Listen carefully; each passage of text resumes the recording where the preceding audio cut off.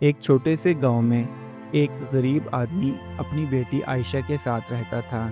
عائشہ بہت ہی سمجھدار اور ذہین لڑکی تھی، مگر غربت کی وجہ سے عائشہ کو اس کے خواب ادھورے لگتے تھے۔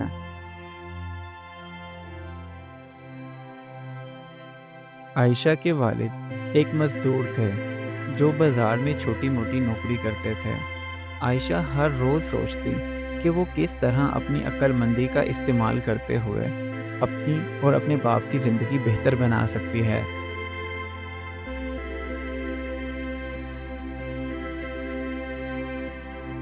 وہ اپنے والد کی مدد کرتی اور ان کا حساب کتاب سنبھالتی تھی۔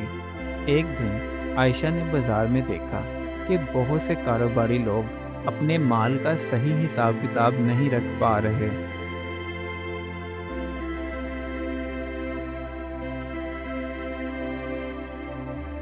عائشہ ایک امیر کاروباری شخص کے پاس گئی اور بولی، اگر میں آپ کی مدد کروں تو کیا آپ مجھے اس کے بدلے میں پیسے دیں گے؟ کاروباری شخص عائشہ کی یہ بات سن کر پہلے تو حیران ہوا، پھر بعد میں اس نے عائشہ کی عقل مندی کو دیکھتے ہوئے ہاں کر دی۔ عائشہ نے اس کاروباری شخص سے تمام حساب کتاب کے کاغذات لیے اور اپنی صلاحیتوں کا استعمال کرتے ہوئے اس کے کاروبار کو مزید بہتر بنایا، جس سے اس کاروباری شخص کا کاروبار پہلے سے بھی زیادہ اچھے سے چلنے لگا اور نقصان کی شرح کم اور منافع کی شرح بڑھ گئی۔ جب پہلے کاروباری شخص کا منافع زیادہ اور نقصان کم ہونے لگا تو آس پڑوس کے جتنے بھی کاروباری حضرات تھے وہ اس کی ترقی کا راز جاننا چاہتے تھے۔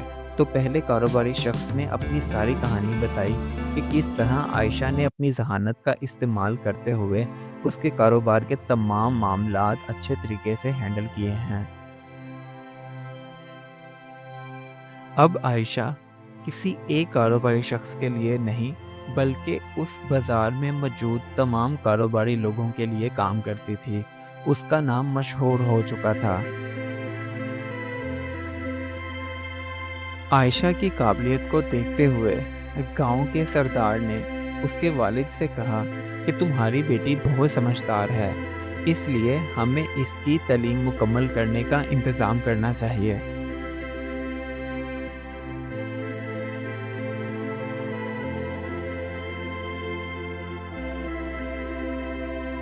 اس کی تعلیم کا انتظام ہو گیا۔ اب وہ کسی ایک بازار کی نہیں بلکہ دنیا کی ذہین ترین لڑکیوں میں شمار ہونے لگی۔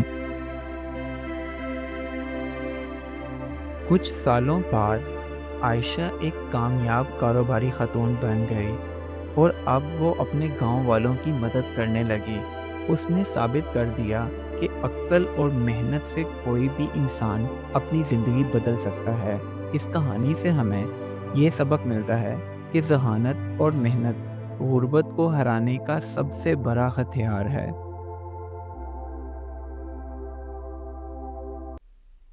Do like my videos and don't forget to subscribe my YouTube channel. Also press the bell icon.